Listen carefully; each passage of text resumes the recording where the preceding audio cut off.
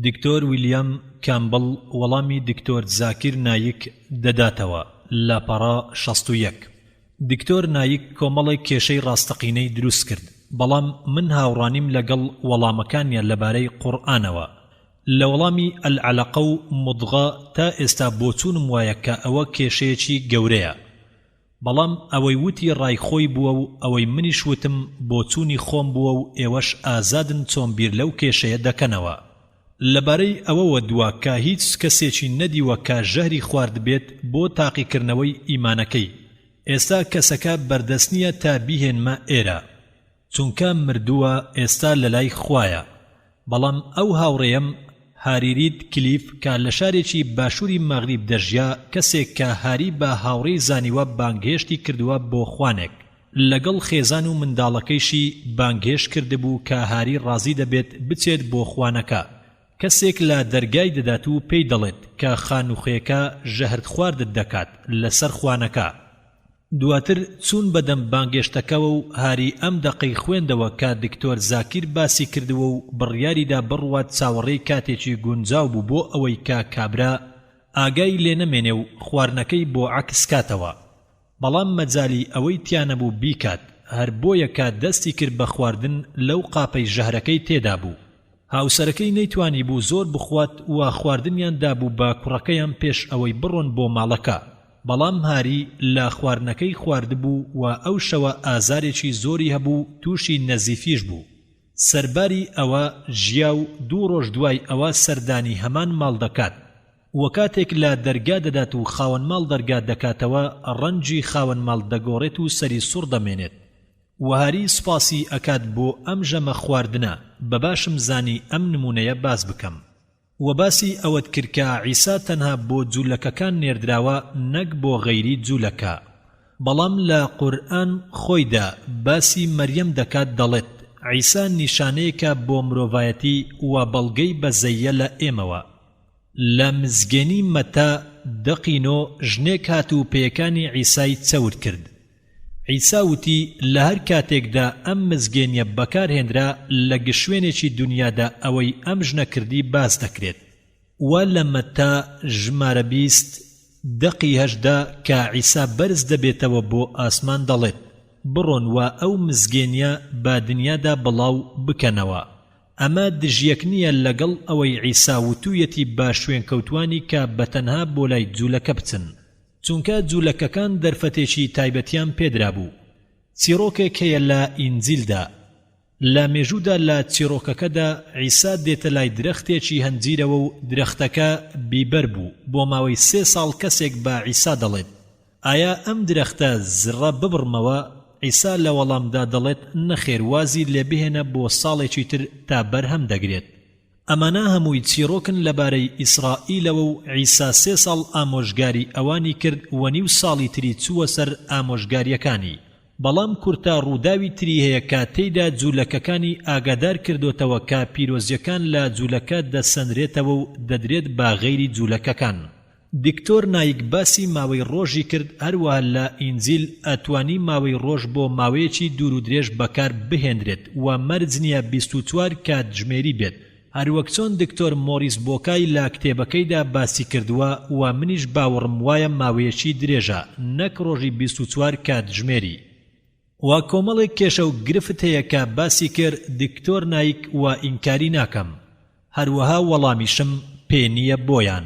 دکتۆر زاکر لەبارەی 2 جۆر ئاو دووە، ئاوی شیرین و ئاوی سوێر، کە هاوڕانیم لەگەڵ ڕوونکردنەوەکەیدا قورئان دەڵێت خوددا 2 ئاوی جولاوی ئازاد کردووە کە یەک دەگرن و لە نێوانیاندا بربەستێکەیە کە تێکەڵ نابن و بەکام لە ناز و نیعمەتەکانی خوددا ئینکاری دەکەن. وشەکەی بەکارهێنراوە لێرەدا ڕێگری ئەکات، واتاکەی بربەستە و هەمان زانیاری دراو لە سوڕەتی ئەلفورقان ئاەتی 53 دەڵێت هەر خوددایە کە 2 ئاوی دەریای ئازاد کردووە، یەکێکیان شیرین و سازگارە، ئەوی تر تفت و سوێرە و لە نێوانیاندا بربەستێکی دروست کردووە کە ناهێڵێت تێکەڵ ببن. وشەی حاجز مەبەستی بربەستێکی توندا کە هیچ تێپەڕ نەبێت کە 2 ئاماژەیە بۆ 2 وشە لە هەمان ڕێک. ئەمە لە زمانی عەرەبیدا بەکاردێت بۆ جەختکردنەوە لەسەر ئەو بابەتەی قسەی لەسەر دەکرێت. وشەی حجز مەبەستی هەموو مانە قورسەکانە و بربەستێکی توند یان دیوارێکی سەخت و وشەی ئەلموعجز کە بۆ ناوی بکەر بەکاردێت هەمان مانای هەیە وەک ئەوەی پێشخۆی کەواتە گەر کەسێک وەرجێڕانێکی وشەیەکی بۆ ئەنجام بدات دەڵێت هەر خودایە کە بربەستێکی دروست کردووە کە قەپاتکەر و قەدەغەکەری ئاوە بۆ ئەو دیوخۆی. دکتۆر مۆریس بۆکای ئەمە بە کورتی باز دەکات و ئەڵێت لە کۆتاییە ئاوەکە هەر تێکەڵ بە یەک دەبن. کەسێکی زانا کە هاوڕێمە ڕەخنەیەکی هەبوو لەم ئاەتە ئاوی ڕووبارەکە شوێنی دەگۆڕێت لە ئاوی دەریاکە، بەڵام هیچ بربەستێک بوونی نییە بە پێی زانستی تەرمودینامیکی گەرمی تێکەڵاوبوونی ئەو دوو ئاوە پرۆسەیەکی هەڕەمەچی و خێرایە تاکە بربەست لە تێکەڵبوونەکەدا جوولەیە، چونکە کاتێکی زۆری ئەوێت تا ئەو دوو ئاوە تێکەڵ بە یەک دەبن. نمونەیەکم لە ژیانی خۆم هەیە لەسەری کە هاوڕەیەکم هەبوو لە تونس کە پیشەی ڕاوکردنی ئەختەد بوو. جارێکیان گەشتم کرد بۆ لای لە بەلەمەکەیەوە بازمدایە ئاوەکەوە و کاتێک مەلەم ئەکرد کاتێک دەرەبەگێکی بچوو کاتە سەرڕێم کە سەرەوەی ئاوەکە سارد بوو و ژێرەوەی ئاوەکە گەرم بوو. بیرم کردەوە ئەمە چۆن ئەبێت، سەرەوە سارد و ژێرەوە گەرم. دواتر بۆم دەرکەوت کە ئاوە ساردەکە لە سەرەوەیە و ئاوە سوێرەکە لە ژێرەوەیە و ئاوە سوێرەکە گەرمە، لەبەر ئەوە ئاوە سوێرەکە ژێر ئاوەکە دەکەوێت و ئاوە ساردەکە دەکەوێتە چینی سەرەوە، بەڵام هیچ بربەستێکیان لە نێواندا نییە. دکتۆر نایک باسی قسەکردنی کرد بە زمانی بیانیەکان و بەدڵنیاییەوە ناتوانم وەڵامی پرسیارەکە بەمەوە بە زمانی هیندی لە ئەمریکا کە هیچ جیاوازی ناکات بۆم بەس نایانزانم. بەڵام ئەو دەقانەی کە باسی کرد لە ئینجیل کە شوێنکەوتوەکانی عیسا زمانیان وەک موعجیزەیەک وەرگرتووە و ئەو زمانانەی کە قسەیان پێکردووە زمانە سەرەکیەکان بووە، زمانێکیان نەزانیوە کە کەس نەیزانێت. جا ئەگەر کەسێک لە ئیسپانیاوە هاتبێت شوێنکەوتوەکانی عیسا بە ئیسپانی لەگەڵی دواون، و ئەگەر کەسێک لە تورکیاوە بهاتایە بۆلایەن ئەوە شوێنکەوتەیەکی تری عیسا بە زمانی تورکی ئەو کاتە لەگەڵی ئەدوان.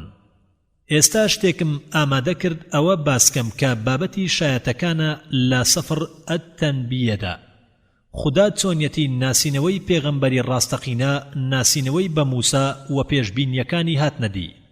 بۆ نمونە ئیلیا کە بە ئیلیاس ناوی هاتووە لە قورئانە چووە لای پاشا و پێیوت باران نابارێت تا من پێت ئەڵێم 6 مانگ تێپەڕی و باران نەباری، و بووە ساڵێک هەر نەباری. جارێکیان لە تونس با درێژایی ساڵ باران نەبووە و وەلای ئیلیاس بوو بە 2 ساڵ، دواتر 3 ساڵ، بەڵام باران هەر نەباری و بوو بە 3 ساڵ و نیو. دواتر پێغەمبەر ئیلیاس چوو بۆ لای پاشا و پێیوت چێبڕچێک ئەکەین و چێبڕچێیان کرد و پاشا بەرامبەر ئیلیاس دۆڕا، و لە قورئانیشا دەڵێت کە ئیلیاس سەرکەوتنێکی گەورەی بەدەستهێنا. دواتر ئیلیاس کەوتە سەر ئەژنە و پاڕایەوە تا باران ببارێت، لە دوای نوێژەکەی باران دای کرد. ئیلیاس یەکەم شاید بوو کاوتی باران نابارێت، واکە خدا بارانەکەی باران خدا دووەم شاید بوو. نمونەیەکی تر پێغەمبەر ئیشیا کە 750 ساڵ پێش میلاد پێشبینی ئەوەی کردووە کە جوولەکە دەردەکرێن، دواتر لالایەن سەرکردەیەکەوە بە ناوی سایریس ئەوە دەجێڕدێنەوە بۆ ناوچەکانیان. لە 250 ساڵ دوای ئەو پێشبینەی سایریسی سەرکردەی بتپەرستی فارس جوولەکەکانی گەڕاندەوە بۆ ئیسرائیل یان فەڵەستین. و ئێستا سایریس سالیندەر هەیە لە لەندەن کە باسی دەکرێت. جا ئێستا پرسیار دەکەین ئایا عیسا پێشبینی کردووە؟ ئایا عیسا موعجیزەی هەبووە؟ ئایا پێشبینی بەدیهێناوە؟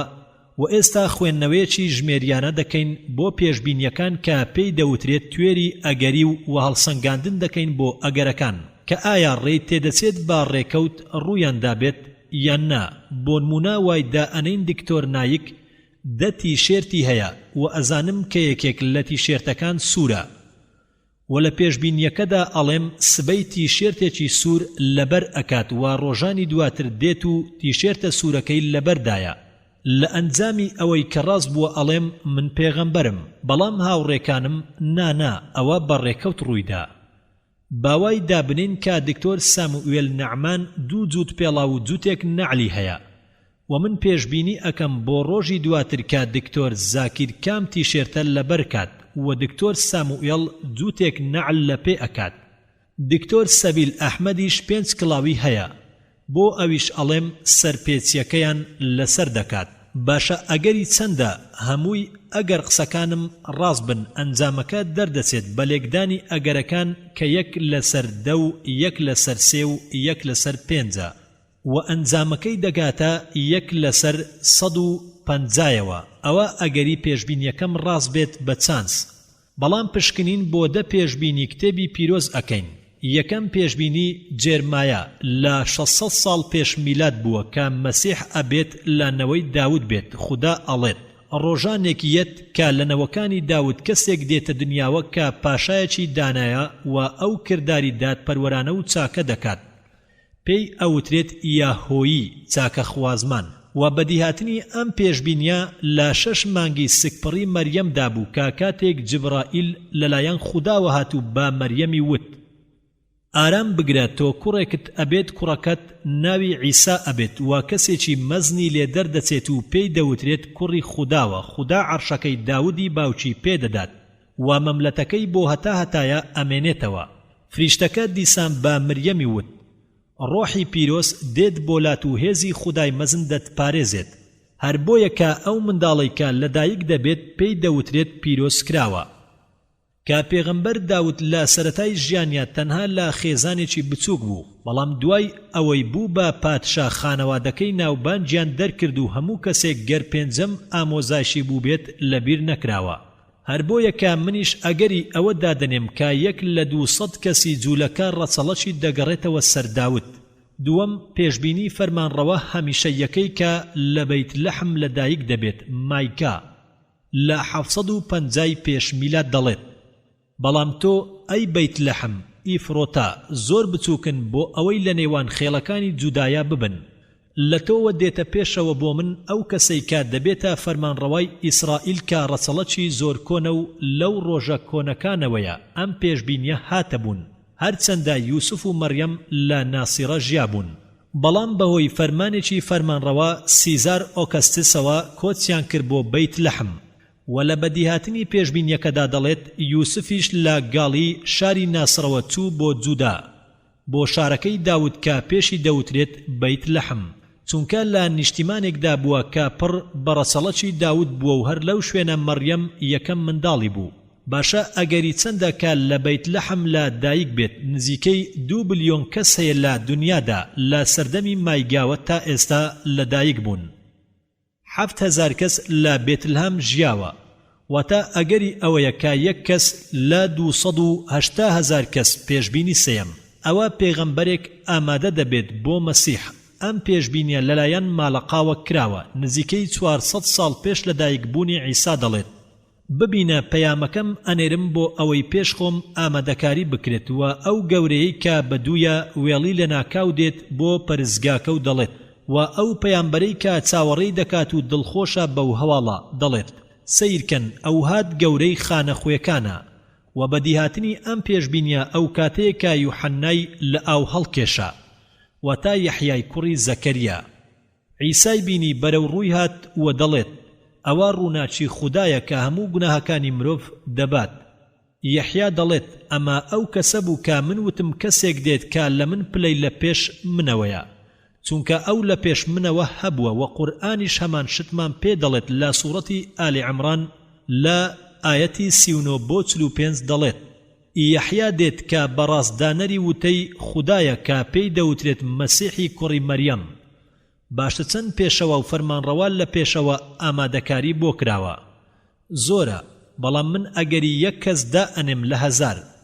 چوارەم پێشبینی کە مەسیح کۆمەڵێک نیشانە و موعجیزە ئەنجام دەدات لە ئیشیا بەشی 7 دەقی 50 دەڵێت بەو کەسانە بڵێ کە دڵیان ترسی تایە مەترسن و ئارام بن، خوددا دێت ڕزگارتان دەکات وەکە خوددا دێت چاوی نابیناکان دەگێڕێتەوە و گوێی کەڕەکان دەبیستەوە و شەلەکان وەک ئاسک ڕادەکەن و ئەوانەی لاڵن هاوار ئەکەن لە خۆشیە.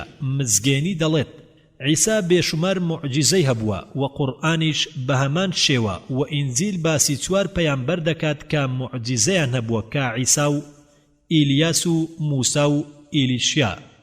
تەنها عیسا توانیویەتی هەر چوار موعجیزەکە بکات کە لە پێشبینیەکەیە باس کراوە و هەندێک جار شیفای هەموو ئەوانەی داوە کە هاتوونەتە لای ئەو. ئەمانە لە کاتێکدا زۆر موسڵمان باوەڕی وایە کە 124,000 پەیامبەر هەبووە ئەو ژمارەیە بەکاردێن و دەڵێن عیسا ئەو تاکە کەسە دیاریکراوەیە کە بووە کە لە 124,000ەکە پێنجەم پێشبینی سەرباری ئەم پێشبینیانە براکانی دژی ئەوەستنەوە و لە سرودەکانی داود کە 1000 ساڵ پێش عیسا بووە دەڵێت بووم بە کەسێکی نامۆ لە بەرامبەر براکانم و کوڕەکانی دایکم. و بەدیهاتنی ئەم پێشبینیە لە مزجێنی یوحەنادایە براکەی پێیوت ئێرە جێبهێڵە و بڕۆ بۆ جودیا چونکە تەنانەت براکانیشی باوەڕیان پێنەکرد. پرسیارەکەمان ئەوەیە ئەگەری چەندە یەکێک بێت لە چەند پاشا کە خانەوادەکەی دژی وەستاونەتەوە. ژمارەیەکی زۆر لە پاشاکان لالایەن خانەوادەکەیانەوە لە سەرتەختی پاشایەتی هێنراونەتە خوارێ لەبەر ئەوە ئەگەری 1 لە 1000 دادەنین. ژمارەیەکی زۆر لە پادشاکان لەلایەن خانەوادەکانیانەوە لە سەرتەختی پاشایەتی هێنراونەتە خوارێ لەبەر ئەوە ئەگەری 1 لە 1000 دادەنین. شەشەم پێشبینی لەلایەن زەکەریاوە وتراوە لە 512 ساڵ پێش لەدایکبوونی عیسا دەڵێت ئەی کچی زایۆن شادومان بە هاواری خۆشی بکە، ئەی کچی ئیسرائیل سیر کە پاشاکەت دێت بۆلات ئەو دادپەروەرە و ڕزگاربوون بەدەست ئەوە و گوێدرێژێک لێ دەخورێت بە دیهاتنی ئەم پێشبینیە بۆ ڕۆژانی دواتر لە ئاپۆڕایەکی خەڵکی بالقی دارخورماوە بۆ بینینی هاتن و هاواریان دەکرد هۆسانە پیرۆز بێت ئەو کەسەی بەناوی خوداوە هاتووە پیرۆزە پاشای ئیسرائیل. عیسا گوێدرێژێکی دۆزیەوە دانیشت لەسەری زۆر ڕوونە کە عیسا گوێدرێژێکی هەڵبژار لەسەری دانیشت و ئەوە هیچ موعجیزە نییە و هیچ جیاوازیش نییە. بەڵام ئەو جەماوەرەی لەوێ بوون گرنگە کاستایشیان دەکرد بەوەی کە بەناوی خوداوە هاتووە. چەند سەرۆکی ئیسرائیل هەیە کە بە گوێدرێژ هاتوچۆ بکەن، هەرچەندە لە ئێستایە بە مارسیدس هاتوچۆ ئەکەن و بۆ ئەمەش ئەگەری 1 لە 100 دادەنێم. و حەوتەم عیسا پێشبینی ڕووخاندنی پەرستگایەک دەکات لە مەرقا.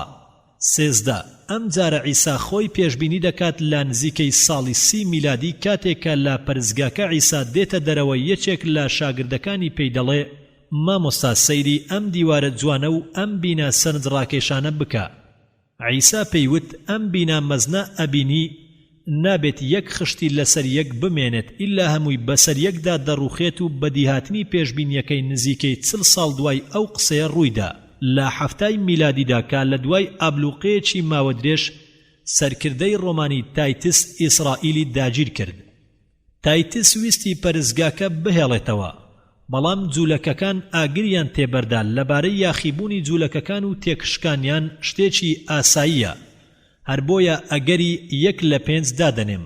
8ەم پێشبینی ئەوەیە کە عیسا لە خاج دەدرێت لە سرودەکاندا و داود نووسیویەتی لە 1000 ساڵ پێش عیسا کۆمەڵێک خەڵکی دڕندا با شێوەیەکی بازنەیی دەوریان داوم و دەست و قاچیان کون کردوم هەرچەندە داود با لە خازدان نەمرد بەڵکو لە جێگایە مرد، دەست و قاچی کون نەکرابوون.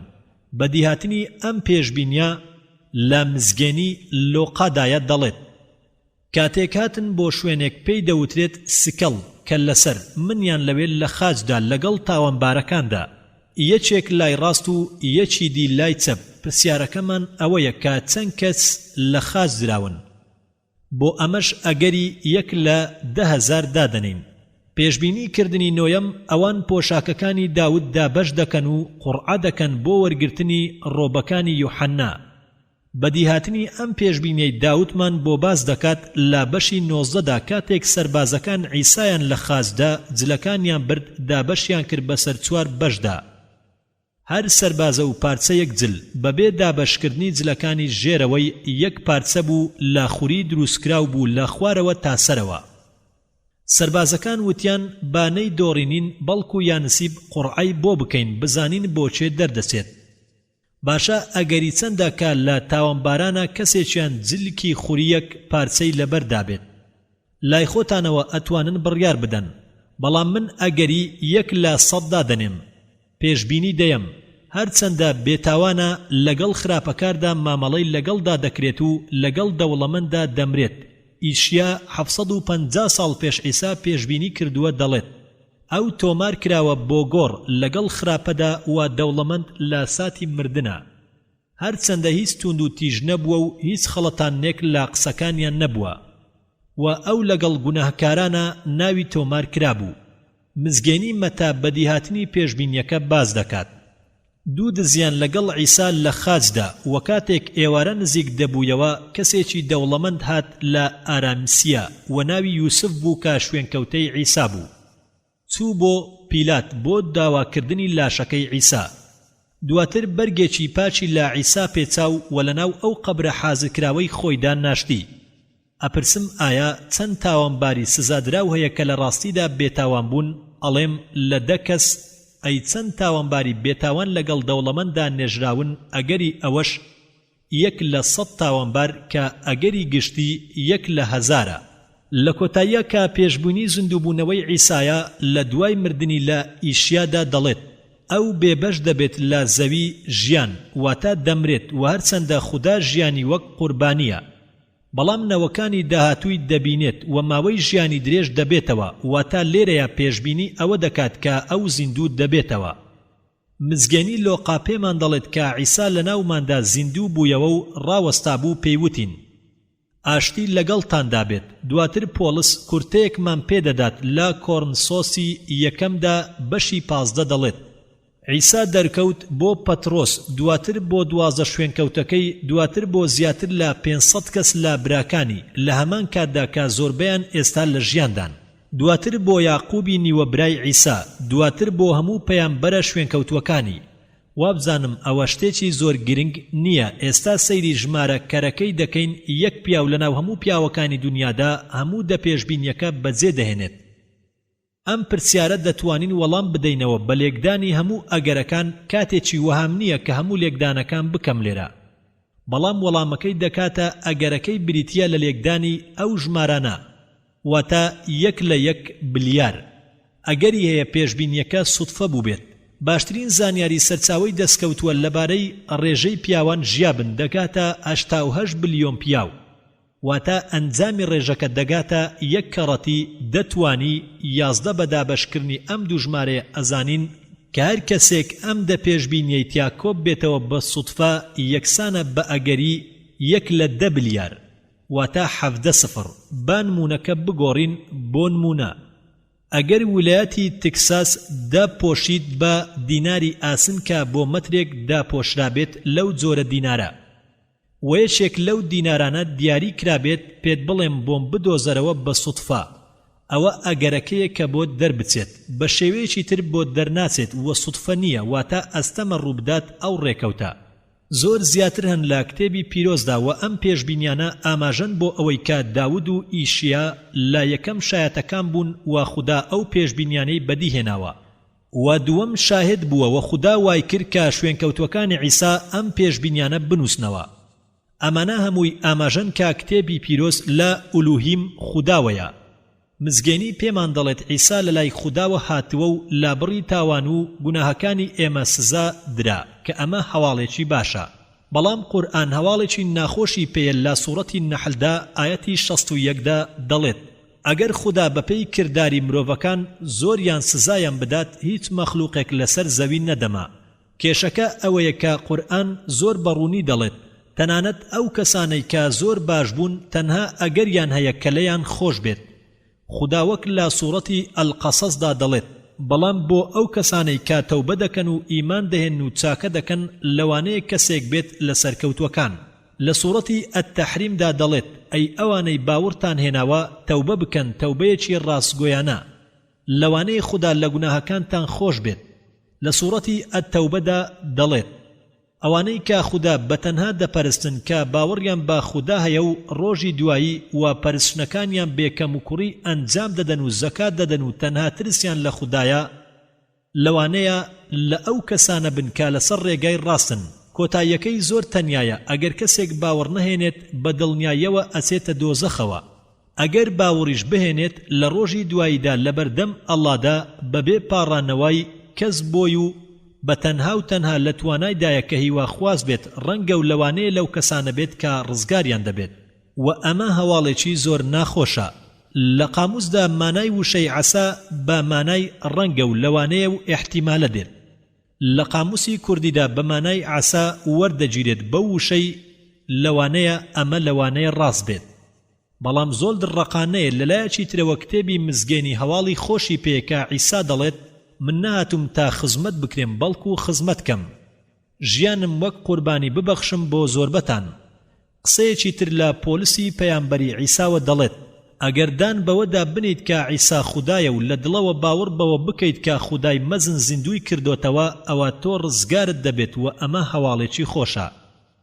ئێمە ئەم پێشبینیە بەدیهاتوانەتان خوێندەوە لەگەڵما وەک بەڵگا کە 500 کەس عیسایان بینیوە کە لە مردن زیندوو بۆتەوە و بەڵگەی شوێنەواری زۆر هەیە کە ڕاستی ئینجیل دەسەلمێنن. داواتان لێ دەکەم کە کۆپیەک لە کتێبی پیرۆز بکڕن و بیخوێننەوە، کۆمەڵێک هەواڵی خۆش دەبیستن بۆ ڕۆحتان. خودای مەزن پیرۆزتان بکات وە سوپاس. خوێنەری بەڕێز ئەم تڕاکە بە کۆتا هات.